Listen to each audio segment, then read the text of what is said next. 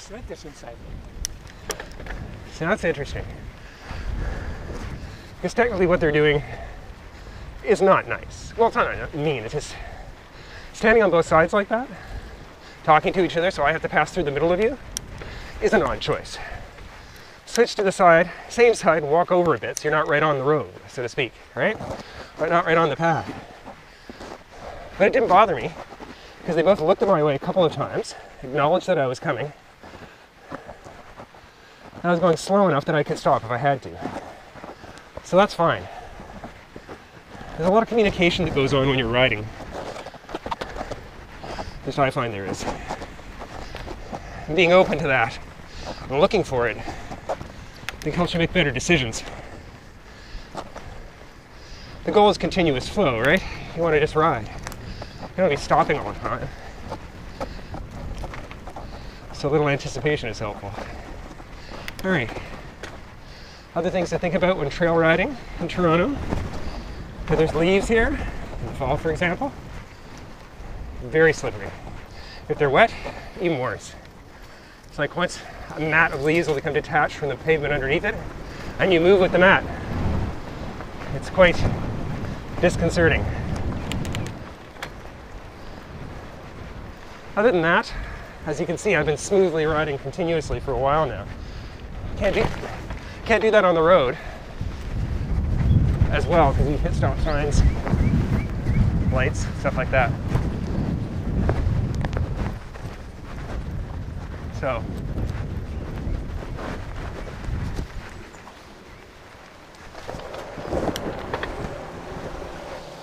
there's a golf course on the other side of here, I believe.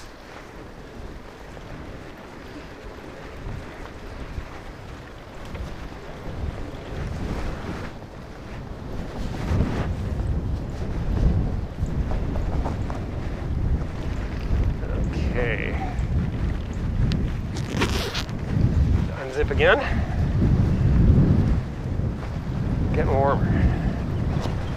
And I might actually do my arms too, which might necessitate a stop. We'll see.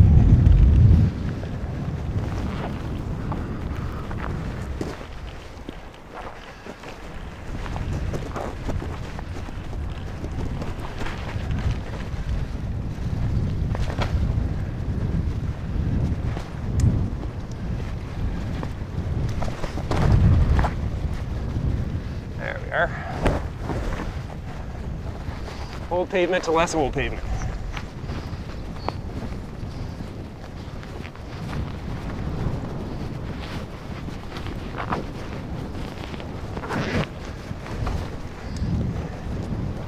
Now, as much as I would never want to suggest I agreed with anything Rob Ford said, he did say he was all for like multi-use trails and parks and stuff. Bikes can go there. Well, why don't we turn that on its end? There's lots of parks in Toronto, right? So they should all have multi-use trails, preserved for use all year round. Do it for the cars, do it for the bikes in every park, and every existing piece of bicycle infrastructure. Come on. But I could see people not wanting to take this route with any kind of snow on it at all, or anything that would make it less safe. So commit to keeping it clear and up to date, patching and replacing where necessary. Bad conditions on the multi-use trail will kept me off it before. No thanks. This isn't a mountain bike. It's a work commuter. I don't want to have my handlebars rattled so hard my head hurts. All right, this is closed still. It was closed in the fall when I stopped using this route. Right, it's supposed to be done by October 2018. Okay, there you go. So,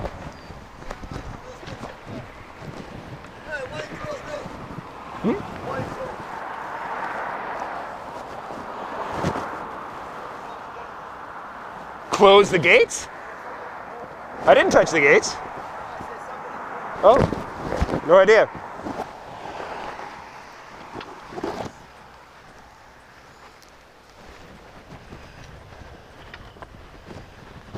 That's a good question, actually. I like those gates open.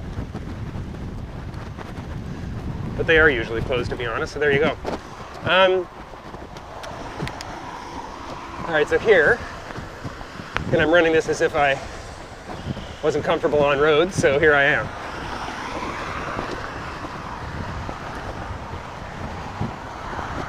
This is blocked all the way up.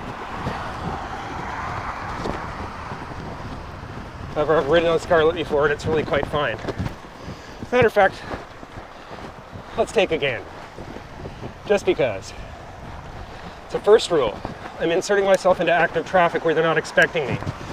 So I gotta really pay attention to who's coming. After this guy, the road's clear for me. So I can just do that. The key, being safe here, is A, the traffic is really light. So cars are gonna be willing to go in the whole left lane just to avoid me. And I bet that's what you'll see.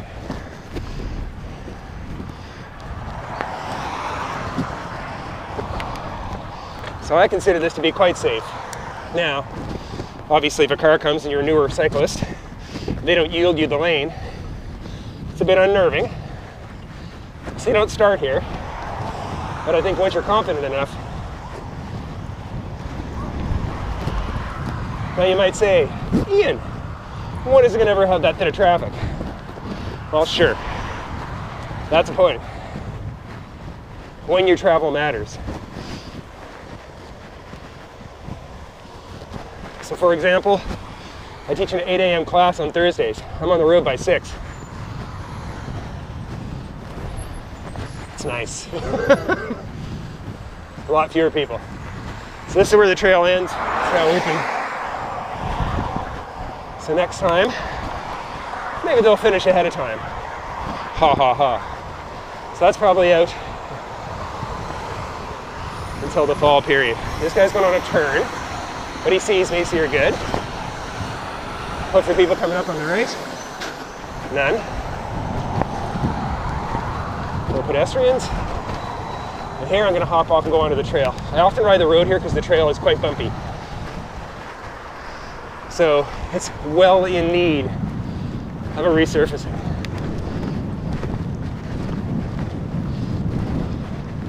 You know, when they label stuff with Pan Am, I wonder if they'd reworked it at the time too.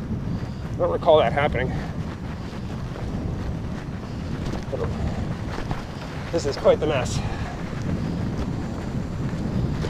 I'll spare you a lot of it by standing up in my saddle. So you'll still see some of it up there. It's mainly tree roots, which is to be expected. But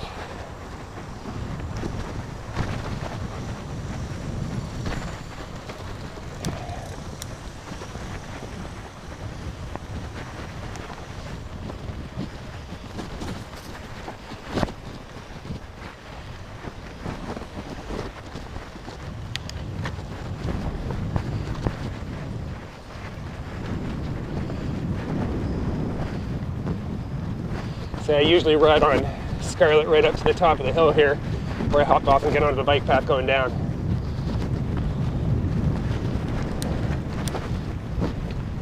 One of the other challenges of multi-use trails as opposed to roads is, for the most part,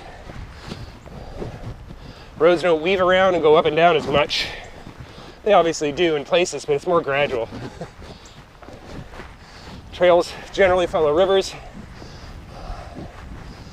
In the main, there's a lot of variance on where you put that trail. So right now, for example, I'm quite upland.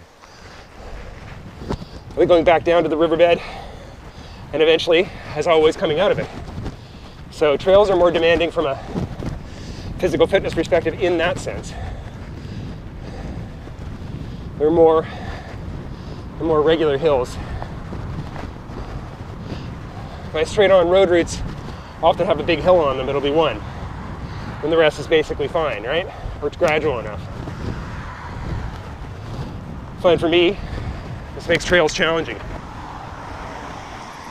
All right, here we're gonna ring the old bell. Even though visibility is good, It's a habit I like to get into when I'm coming down a hill fast. Whenever we're coming down somewhere hot, I like to let people know I'm coming. Because I really can't stop this thing in short order. So,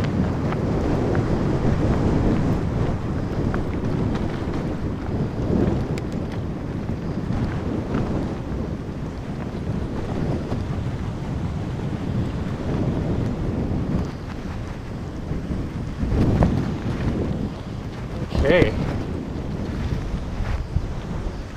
I believe this construction should let us through. It did in the fall. They were working off to the side, so there weren't any concerns, but we'll see what the spring is bringing. That's pretty, the ice on the lawn. Nice.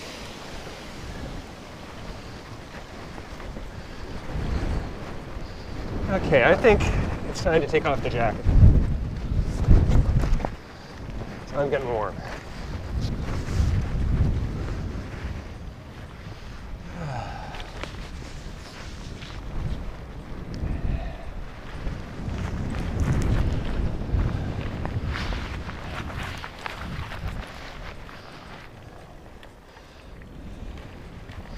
I'm actually thinking I might take off the sweater too. So, that requires a stop.